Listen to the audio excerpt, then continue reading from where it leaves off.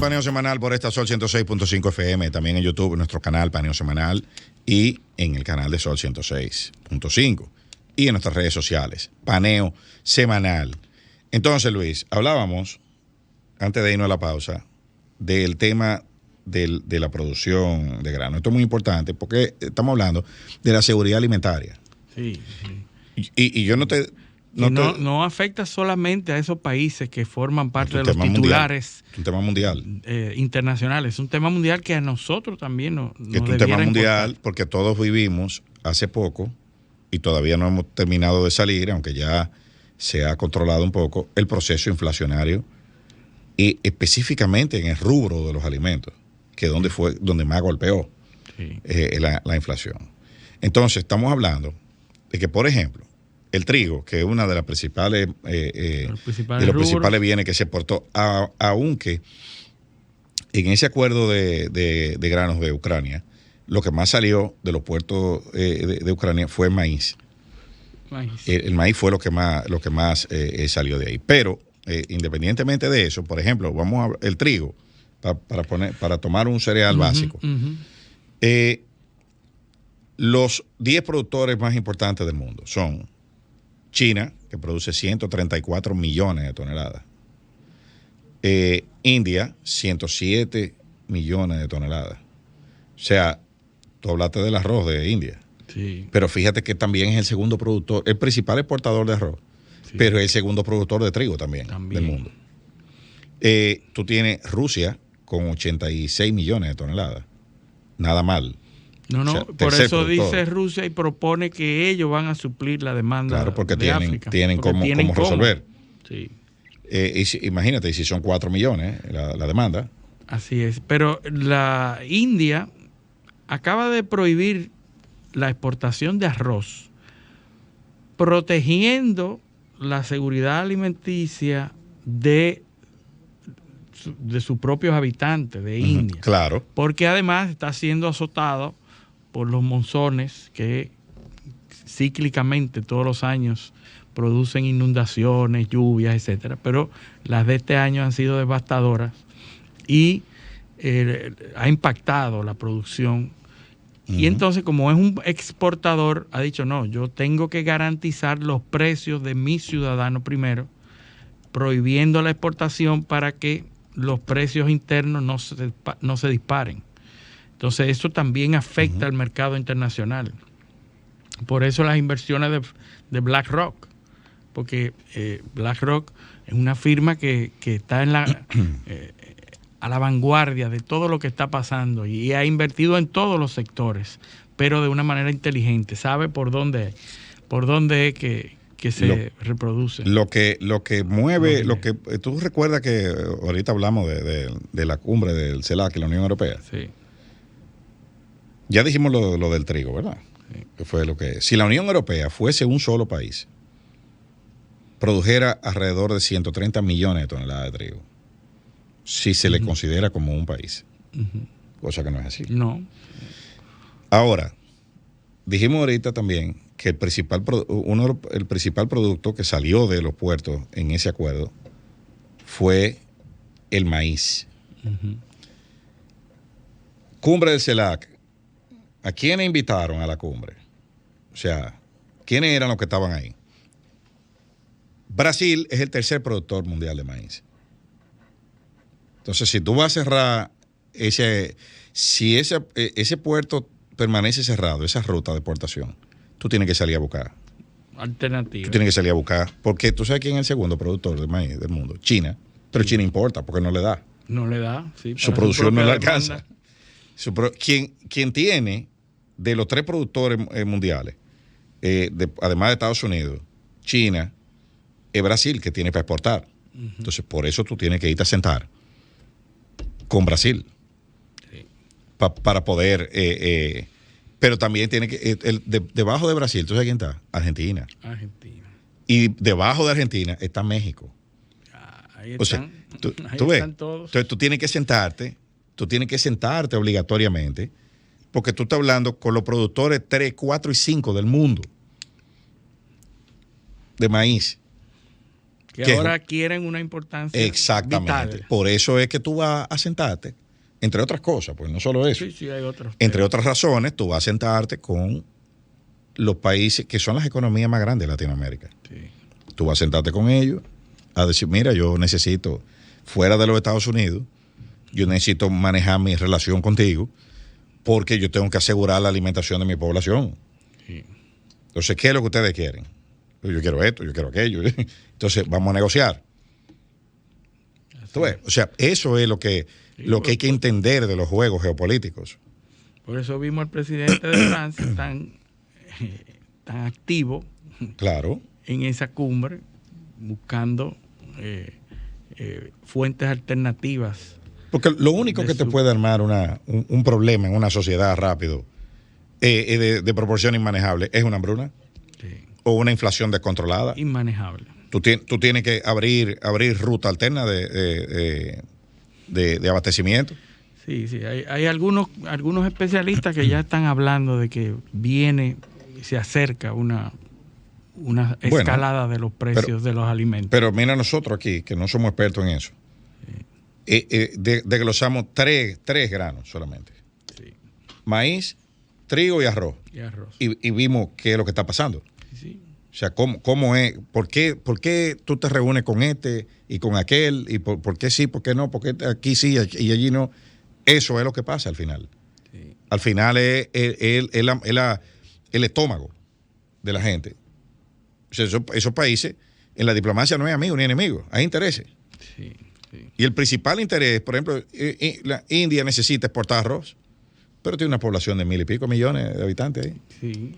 Que ante efectos geográficos Que tiene que asegurar su población. En una entrega futura de este programa vamos a analizar, porque el arroz tiene un fenómeno interesantísimo, una correlación directa entre la caloría por hectárea del arroz y la población de las civilizaciones. Fíjate que donde se siembra arroz son las civilizaciones donde existe la mayor población. Sí. Y es porque ese cultivo produce mayor cantidad calóricos. O sea, con menos tú alimentas más. Sí. Por eso el arroz es el arroz. O sea, la base de la alimentación de muchos países. El boom poblacional de la República Dominicana es después que llega el arroz. Sí. El problema de aquí era que no había gente. No había gente. Hasta que llegó el arroz. Cuando llegó el arroz, se multiplicó. El arroz es básico. El arroz, los plátanos, son cuestiones que si tú ves las tablas de los cereales de calorías por hectárea, tú te das cuenta, tú sabes que el trigo es uno de los que menos calorías produce. Y porque requiere mayor procesamiento. Cuando llegaron los españoles a América, ¿dónde era que había más gente? México. Lo que había en México, los aztecas, ¿qué comían? Maíz. Y en el sur, en América del Sur también se comía maíz. Sí. Y papa. Sí, papas. Que eran los... tenían una tecnología nunca antes vista de la deshidratación de la papa, que eran especialistas. Entonces lo que te digo es que estas cosas siempre han estado presentes en la historia de la humanidad y ahora no es la excepción. Seguimos, por más que hayamos avanzado, seguimos necesitando comer. Sí, y vamos a seguir. Y eso es la necesidad primaria. Eso es la necesidad primaria. Así es. Esa es, pero hablábamos, para cerrar con el tema de los mares, de lo que se está produciendo en el Báltico. ¿Por qué es importante ahora el mar Báltico? Si nosotros vamos... Que hay otro conflicto ahí. Hay otro conflicto ahí porque... Los rusos tienen una segunda Crimea ahí en el Báltico. Una segunda Kaliningrado. Crimea. Kaliningrado va a estar rodeada de enemigos, miembros de la OTAN, completamente. Pero no solamente por Kaliningrado, sino por la importancia estratégica del mar Báltico, porque es la salida natural de Rusia a los mares, por el mar Báltico, porque ya sabemos lo precario que es la salida por el mar Negro, ¿verdad? Entonces, Rusia necesita una salida más franca a los mares, que sigue siendo, como dijimos ahorita, la ruta más eficiente de transporte de mercancías. Entonces, ¿qué pasa en el Báltico? Que después de la Guerra del Norte, en principios del siglo XVIII, 1721, la Guerra del Norte, que se hizo después del Imperio Sueco, ¿verdad? El Imperio Sueco, que es una historia larguísima, pero el Imperio Sueco fue derrotado por los rusos y fueron ocupados muchos territorios. Después de esa conformación en la Segunda Guerra Mundial, se quedó Suecia y Finlandia como estados neutros que no formaron parte de la OTAN y se mantuvieron neutros, lo que permitió que se llegara a un acuerdo con Rusia de que la OTAN se detenía ni un centímetro más al este, ¿verdad? Esa era la consigna. Hasta que entraron Lituania, hasta Letonia que y entraron Estonia. todas las repúblicas, ex repúblicas soviéticas, socialistas soviéticas, y entran a la OTAN. Pero se permaneció, Suecia y Finlandia permanecieron. Finlandia hace frontera con Rusia, ¿verdad? Permanecieron neutras. Pero ¿qué pasa después del conflicto con Ucrania? Bueno, que le sale el tiro por la culata a Rusia, porque entonces Finlandia solicita su aceptación como miembro de la OTAN y Suecia también. Finlandia logra entrar como miembro 31 y Suecia parece que ya va a entrar porque ya fue aceptado, porque el veto que tenía Turquía Turquía lo había vetado. Ha sido levantado, y entonces Suecia vendría a formar parte de la OTAN y Finlandia, que hace frontera con Rusia. Si usted ve el mapa del mar Báltico, Estonia, Latvia, Lituania, todas son miembros de los aliados de la OTAN. No quedaría ningún espacio libre de la OTAN en el mar Báltico.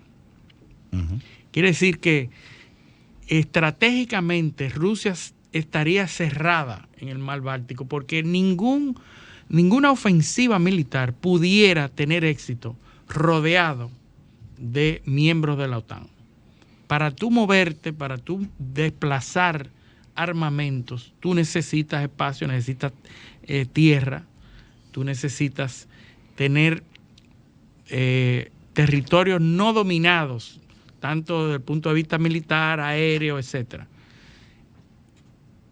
Estos países ofrecerían, como dice el acuerdo de la OTAN, terreno donde se colocarían armamentos militares de la OTAN. Si tú formas parte de la OTAN, no es para formar parte, es para que tú cedas territorio. Para que te protejan. Para que te protejan, pero también tiene que ceder territorio donde se colocarían claro. los armamentos de la OTAN. Y es como si fuera, eso le daría a los Estados Unidos, a Inglaterra, a los demás miembros de la OTAN, ventajas estratégicas. Entonces, el mar Báltico vuelve a ser foco de atención.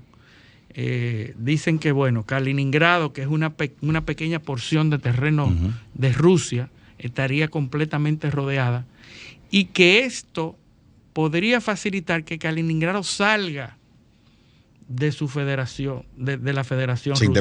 Se independice. Porque los rusos se anexaron ese territorio en el 45, correcto, después de la Segunda Guerra Mundial. Correcto. Y es una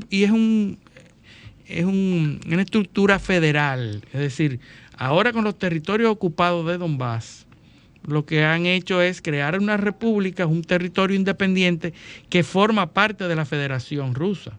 Esa es la lógica política de sí, bueno, la estructura política. En el discurso de Putin, que lo hemos mencionado muchas veces aquí, antes de lanzar la operación militar especial, que es un eufemismo. Sí. Claro, porque, por ejemplo... No, tú tienes que tomar en cuenta que no ha habido guerras. Después de la Segunda Guerra Mundial no ha habido. No, lo de Vietnam también fue una operación. También fue operación especial. Y le ponen operación, por ejemplo, Iraqi Freedom. Sí, sí. Sí. Es decir, que, como tú dices, es un eufemismo, Ajá. porque después de la Segunda Guerra Mundial fue la última guerra formal. Así es. Después de ahí no ha habido... No, y la primera del Golfo fue una guerra. La guerra del Golfo. Sí, la primera invasión de Irak. Ah, bueno, sí fue. Esa fue ya. Después de eso no ha habido guerra. Porque hubo una declaración de una declaración, la ONU, una resolución. O sea, se agotaron. Yo creo que fue la última vez que se agotaron los trámites. Los trámites para declararla formalmente. Para hacer una declaración de guerra. Pero después de ahí no. Todos son operaciones. Operaciones. Y así la bautizan, Iraqi Freedom y Hear and Resolve. Sí, son operaciones especiales. Por eso toma Rusia este cuidado de nunca declarar la guerra de Ucrania, sino la operación especial militar. Para que dentro de los estamentos de las Naciones Unidas y todo, queda como operación militar y no se rija por las leyes, exacto, Convención de Ginebra. Los ámbitos de aplicación del derecho internacional humanitario ahí son precarios. Son precarios, pero... Porque no hay un conflicto formal declarado. Entonces, ese derecho se activa cuando hay un conflicto. Ah, bueno, sí. Son los protocolos. Yo estoy en una operación X, con un objetivo X que me invento yo. Sí. Pero, por ejemplo, para yo ir a tumbar un gobierno en un país que no me conviene o apoyar una facción... por razones humanitarias. Claro, esa es la guerra humanitaria. La guerra humanitaria, que es una previsión de la ley para que tú puedas hacer. No, al contrario, eso no está regulado por nada. Bueno, que te permita hacerlo. Porque no, tampoco, porque ese es el problema. Es la falta de legislación. Es que eso no está regulado. Y ese es el gran problema que tienen ese tipo de operaciones. Por ejemplo, el conflicto en la antigua Yugoslavia. En Kosovo. Los Balcanes. El conflicto de los Balcanes. La primera operación fueron y bombardearon y después fue que vino una resolución. Pero hubo una segunda incursión también. Pero eso nadie sancionó eso. Hay un vacío legal ahí. Y si tú quieres buscamos uno más reciente, el conflicto sirio. El conflicto sirio. O la otra, la operación, ¿cómo era que llamaba? Cuando los israelíes invadieron al Líbano, Paz para Galilea, se llamaba la operación. Okay. Se fueron 150,000 tropas, metieron los israelíes en el Líbano. Fíjate qué título le ponen, Paz. Sí, Paz, pero para Galilea, o sea, Paz. Entonces tú vas, porque era perseguir a Arafat, que estaba ahí, pero Arafat ya se había escapado a Túnez. Con sus 10,000 soldados. Murió, se había escapado. Se fue y después ya... Sí, bueno, ahí es que sale Hezbollah. Que debuta con 3 atentados. Un atentado a la base israelí y después un atentado al comando francés y un atentado al comando de los Estados Unidos. Y después vuelan la embajada en Kuwait. Que por cierto, Israel ha estado bastante activo con las incursiones y con las actividades militares en la zona de Palestina. Que para que ya eso no es noticia. Porque la atención mundial está en Europa. Sí. Y entonces ahí aprovechando el auge del conservacionismo que tomó los poderes en Israel, a raíz de las últimas elecciones, Netanyahu vuelve a ser figura y el conservacionismo... Entonces que por cierto, el presidente de Israel fue invitado a la Casa Blanca y Biden se durmió en la reunión. No, lo que pasa con Biden, eso no tiene... Se durmió, o sea, eso fue viral. Y el presidente de Israel como de una cara como desconcertado. Tuvo que venir un asistente a despertarlo. Se durmió leyendo un documento. O sea, el hombre estaba leyendo una cuestión y comenzó a balbucear y se apagó. Sí. Y entonces el presidente de Israel mira a la cámara como ¿qué es lo que está pasando? O sea, no entendía. Pero lo invitó y también invitó a Netanyahu, creo que va en un par de meses a la Casa Blanca para tratar de negociar un punto, porque realmente hay un conflicto entre poderes en Israel ahora mismo. Sí. Hay unas sentencias del máximo tribunal judicial que aparentemente, según lo que se dice, están siendo hay una negativa de acatar las mismas de parte del Poder Ejecutivo. Sí. Y entonces hay un choque ahí. Choque de poderes. que viene también desde atrás porque había un intento por modificar las altas cortes desde el poder. O sea, hay una tensión entre los poderes y parece que esa invitación de la Casa Blanca es para tratar de mediar, como está pasando en Guatemala ahora, que invitaron a todos los candidatos, lo llamaron, Estados Unidos los invitó. Parece para sentarlo a darle una clasecita. Sí, a los candidatos, a los dos que van a terciar en agosto en la segunda vuelta. Escuelita. Porque ahí allanaron, el Ministerio Público allanó el partido Semilla. Se está dando muy frecuentemente en muchos países, en Venezuela, en Brasil. Porque funciona. Bolsonaro. Porque ha funcionado. Mira, a Daniel Ortega le ha funcionado en Nicaragua. Sí. Está en el poder. A Bukele le ha funcionado en El Salvador. Está en el poder. Están inhabilitando judicialmente a los oponentes. A Xiomara Castro le ha funcionado. Mandó a trancar a Orlando Hernández. A Brasil con Bolsonaro. Claro, a Bolsonaro le funcionó. Sí. En Bolivia funcionó. ¿Y a dónde más? En Estados Unidos. En Estados Unidos. Entonces, esa es si yo no puedo ganar, yo tengo que trancar y resolver por los Trump tribunales. Lo tienen, acaban de ponerle juicio para el 2024. Exacto. Justo. Sí, donde lo necesitan. Exactamente. El momento que necesito que esté inhabilitado. Exactamente. Así mismo. O sea que, no antes, porque eso fue hace mucho. Bueno, en España, para salir de Europa, el presidente Sánchez ha adelantado las elecciones generales y ha convocado. Pero a Sánchez le cantaron el se van. Se van porque, ¿qué es lo que pasa? Que en las elecciones municipales de los territorios independientes, el PSOE fue azotado. Sí, una zurra. Una zurra le han dado. Y entonces, previendo que vaya a pasar lo mismo en las elecciones generales, pues el presidente del gobierno ha adelantado las elecciones y se van a celebrar mañana. Si mañana va a haber elecciones. ¿Y qué le entiende? ¿Él entiende que va a ganar si le hacen mañana? Bueno, que va a dejar de perder más. Bueno, sí. Tú sabes que no son los presidentes, allá es la conformación de la asamblea que es la que al final. No pudimos vencer, pero tampoco pudimos ser vencidos. O sea, exacto. Nada. No pasó nada. José, buenos días. Buenos días. Sí, un placer estar aquí de nuevo. Y para nosotros tenerte aquí como invitado. Gracias. Yo sé que una grata sorpresa. Sí. Así es. Y saludar sobre todo a quienes nos siguen toda la mañana este paneo. Sí. Quise venir hoy. No me digas. Todos los sábados.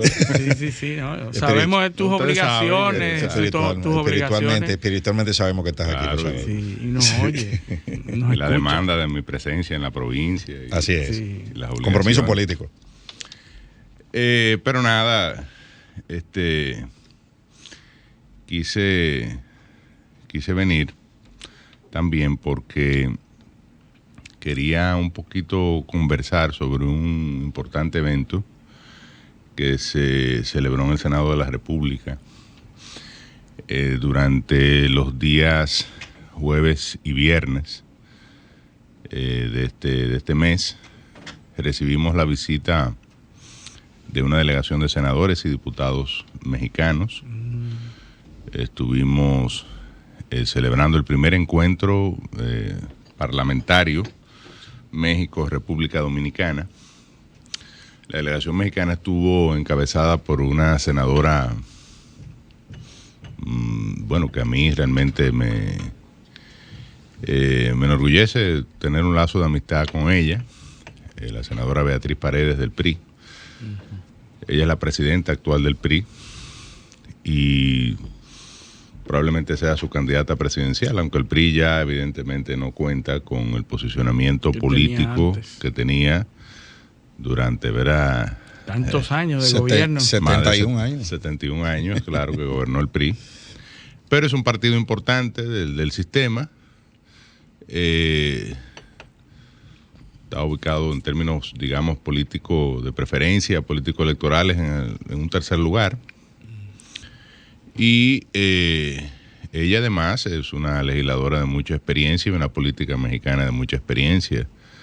venida de los movimientos campesinos, de reforma agraria, trabajó en esa área, socióloga, fue alumna del profesor Juan Bosch en la Universidad Autónoma Mexicana, cuando Bosch estuvo exiliado en México. Interesante. Durante su exilio, en su paso por México, fue profesor de la Escuela de Sociología de la UNAM. Y es una mujer que además tiene una larga e importante relación. Fue presidente de la Cámara de Diputados de México. Y es una mujer que tiene una larga relación con la República Dominicana. Entonces ayer estuvimos discutiendo temas comunes, en materia de inversión, de comercio. Hablamos de la posibilidad de un acuerdo de comercio con México, que es algo que siempre se ha discutido, pero que yo decía en el encuentro de ayer que realmente es algo que al industrial dominicano le preocupa, porque México es una economía que tiene una escala muy superior a la República Dominicana. Me parece que la 12ª economía del mundo, si mal no recuerdo. Y con un tejido empresarial y un acuerdo de libre comercio con Estados Unidos, que nosotros tenemos uno, pero bueno, ellos tienen una cercanía, pues sobre todo para suplir la costa oeste de los Estados Unidos y el centro de los Estados Unidos, y tiene una serie de ventajas que el industrial dominicano, pues evidentemente